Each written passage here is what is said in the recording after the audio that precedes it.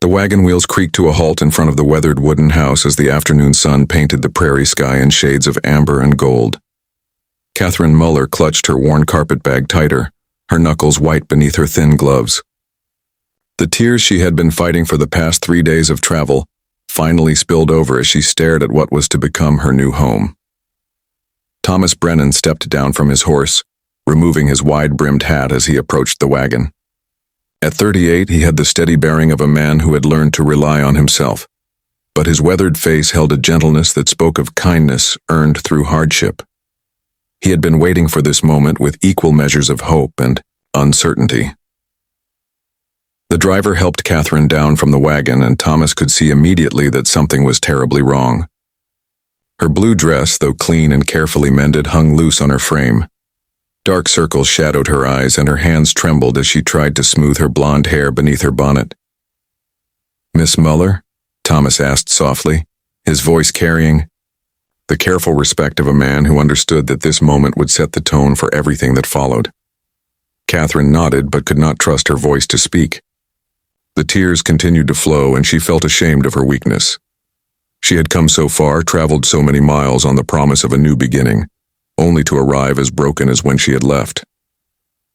Thomas studied her face for a long moment, seeing past the tears to the exhaustion and fear beneath.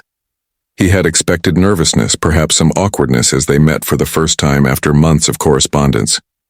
But this was something deeper, something that spoke of pain that had nothing to do with their arrangement.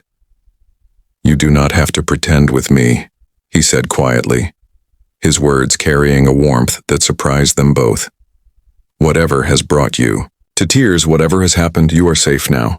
We can figure out the rest later." His unexpected kindness only made Catherine cry harder. She had prepared herself for awkwardness, for the businesslike arrangement they had discussed in their letters. She had steeled herself for the possibility that Thomas might be harsh or demanding. She had not prepared for gentleness. "I am so sorry," she managed between sobs. "I know this is not what you expected. I know I am not what you expected." Thomas handed her his clean handkerchief, a gesture so simple yet so considerate that it spoke volumes about the man he was. "Why do not you tell me what has happened? We have time." Catherine dabbed at her eyes, struggling to compose herself enough to speak. "My father died 2 weeks before I was to leave Boston.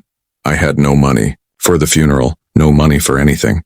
I had to sell everything we owned just to pay the debts he left behind." She looked up at Thomas, her eyes filled with shame and exhaustion. "I spent the last of my money on the train ticket here. I have nothing left. Nothing to bring to this marriage except my willingness to work hard and try to be a good wife." Thomas felt something shift in his chest, a protective instinct he had not experienced in years. This was not the arrangement he had envisioned, but looking at this brave woman who had traveled across the country with nothing but hope, he found he did not care about the original terms of their agreement. "I am sorry for your loss," he said, and she could hear the sincerity in his voice. Losing a parent is never easy, and having to handle everything alone must have been overwhelming. He gestured toward the house, where warm light glowed in the windows. "I built this place hoping it would become a home, not just a house. I have been living alone here for 5 years, and I have learned that a home needs more than just one person to make it complete." Catherine looked at the modest but well-maintained farmhouse, the neat garden, the sturdy barn in the distance. Everything spoke of a man who took pride in his work and cared for what was his. "I do not need you to pretend to be something you are not," Thomas continued. "I do not need you to be perfect or to bring me wealth.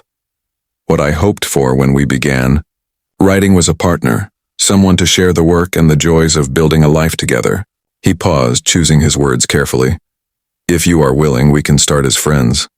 There is plenty of room in the house, and you can have all the time you need to decide if this is truly what you want. There is no pressure, no obligations, beyond what you choose to take on." Catherine stared at him in amazement. "You would do that? Even though I have nothing to offer?" "You have plenty to offer," Thomas replied with conviction. "You have courage. It takes tremendous bravery to leave everything you know and travel halfway across the country for the chance at a new life. You have determination. Despite losing your father and facing financial ruin, you still honored our agreement and made the journey. He smiled, and Catherine saw warmth in his brown eyes that made her heart flutter unexpectedly. And from your letters, I know you have intelligence, humor, and kindness. Those are worth far more than money or possessions.